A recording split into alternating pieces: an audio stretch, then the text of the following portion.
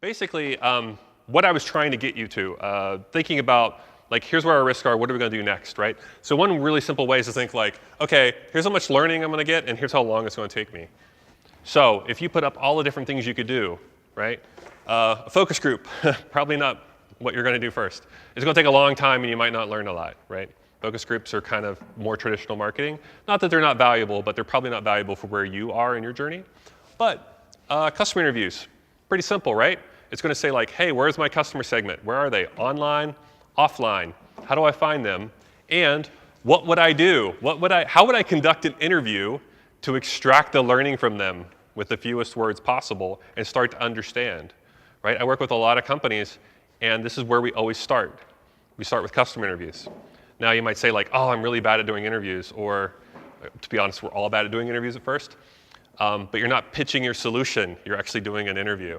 And I'll talk a little bit about that. Because there's a difference from pitching out what your solution is and talking to people about what their problems are and how painful they are. But this is almost always the highest value thing that you can do right away. You can do 10, 15, 20 of those. You can do other things too. You can do ads, you can do landing pages. There's a lot of concierge stuff like Wizard of Oz kind of experiments you could run. But this is usually the highest value thing that you can do. So when I talk about customer interviews, there's two different aspects to this. I actually decouple them into problem interviews and solution interviews. Problem interviews, you're only interviewing them about their problem, okay? You're trying to make sure, like, you just listed out some problems here on your canvas. Are those real problems? I don't know.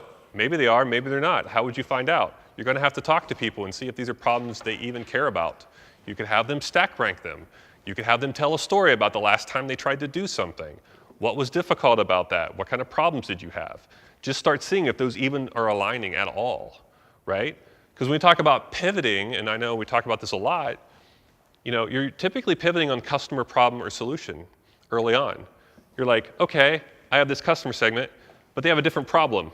It's more painful, and I really care about this customer, so I'm actually going to solve this other problem, okay? That would be a pivot on the problem. Or you found the problem, but it's a customer segment you didn't expect that has that problem. Like you interviewed 15 people, none of them had that problem, but this other segment does. So you pivot on the customer segment. And then once you get the customer problem down, you might pivot on the solution because the solution you're providing them isn't quite engaging them. It's not something that they need. It's not quite right. Therefore, you pivot on the solution.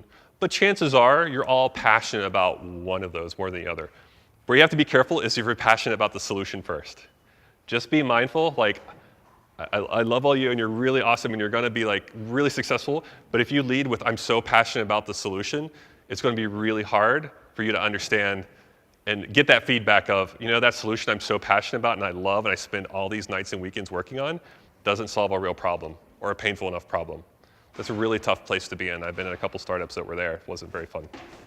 So what are some example things? And I've been talking about this. So for my fake Petsy accessory startup, like, hey, I'm going to do some research. You don't even have to pitch your startup. You can just be like, hey, I'm doing research, right? Another way is to reach out to people on LinkedIn and other areas that you think are experts and be like, hey, I see you're an expert in this. Do you have some time to talk about this and this and this? Because I'm doing some research.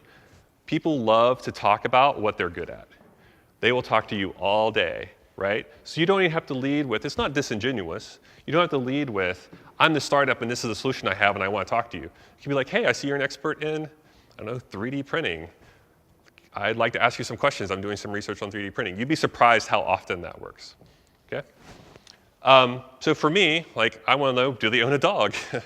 Because it's a pet startup, right?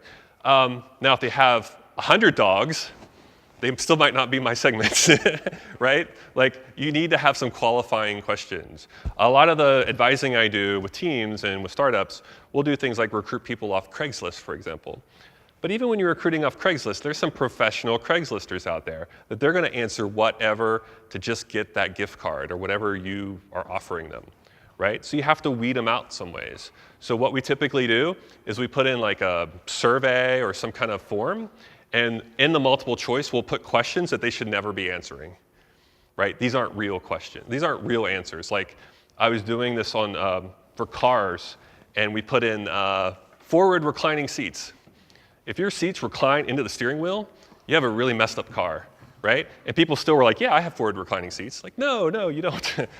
We'd make up stereo systems that didn't exist, and people checked these.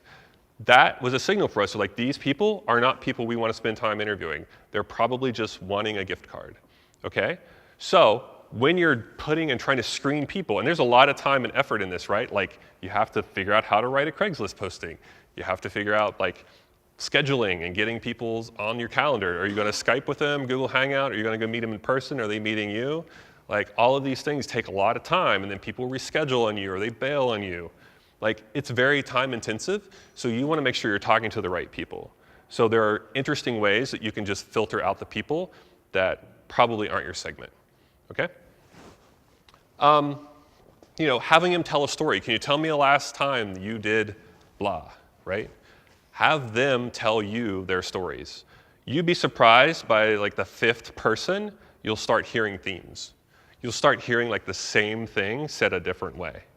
And what I recommend is not doing these on your own if possible. Like, you could do these and record them, but a better way might be like bring a friend with you and have them scribe, and you can do the interview, okay? It's really hard, unless you have this superpower, I don't, is to be able to say, look, I'm asking you a question and I'm actively listening to what you're saying without thinking about the next question that I want to ask you. And then trying to take notes. It's really hard to do by yourself. And if you record them all, then you have to sit through them all. You know, you have to basically sit through them all the time again, and very few people want to do that. So I would recommend doing them in pairs if you can. Asking them what's difficult about their experience. Like, once they tell you a story, like, what was difficult about that? What was painful about that? What did you do, right? If they say something like, oh, I just ignored it and it went away, well, that's a signal. Maybe it's not that painful. Or they said, oh, I tried to find something, and I went here and here and here and here and here, and I couldn't find the solution, and I gave up. Or, even better, I built my own thing that's cobbled together with duct tape, and it sucks, and it's never going to work. But it's the only thing, it was so painful that I had to create this thing. Okay? Another question I like is, like, if you could wave a magic wand, how would you solve this problem? It gets them thinking creatively without all the constraints. And it might help inspire you on like, oh, well, maybe I can actually go build this in a different way. You know, what you don't want is asking people to provide you solutions in like a feature-framed way. It's really challenging. I know it sounds conflicting, right? Like, you're telling me to talk to people but not listen to them. In a way, I'm telling you to talk to people, listen to them, but don't necessarily go and build what they just told you to build, right? Like, people are really bad at describing what the solution is in detail, you know? Because what you don't want to do is go build that thing and then go back to them and they still don't use it. And then you basically go through that cycle until you run out of money, which is not fun. So in between that feedback of that conversation and what you build is design. You're going to have to do design work. And that's really important, and you'll figure that out, or you can hire people that'll help you. But that's where the design comes in. It's not just, I'm going to tell you a bunch of features and I'm going to go build those features and then it's going to be a successful product. That's not how it works. But it's still really important that you go talk to people and understand what kind of problems they have. How would they use your solution is really interesting. So this is all very problem focused. You can also switch to solution focused, where later down the road you can say, hey, we've built this thing, or here's some wireframes I have, or here's a paper prototype. Can you tell me what you think of this? That's going to be more, you're soliciting the feedback from the solution, right? But it's really important to hang out in the problem space a little bit too. Because if you pitch with a solution, like, sometimes you get a lukewarm response. People are just trying to be nice to you, but they're never going to be your customer. And that's really, really challenging and heartbreaking. Another thing I like ending up with, wrapping up with is, can you refer me to anyone else? You know, and that's great, because people will actually, if they think it's a painful enough problem and they love what you're saying, they'll tell you other people like them that you could interview, and they'll put you in touch with them. It doesn't always happen, but it is a nice referral that they will actually send you to other people that you can interview.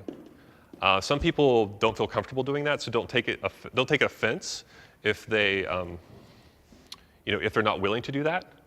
But it is something nice to wrap up with, that, hey, that might be a signal. If no one's referring me, maybe it's not a painful enough problem. If people are referring me, maybe they actually care enough to introduce me to their friends and their family who will talk to me.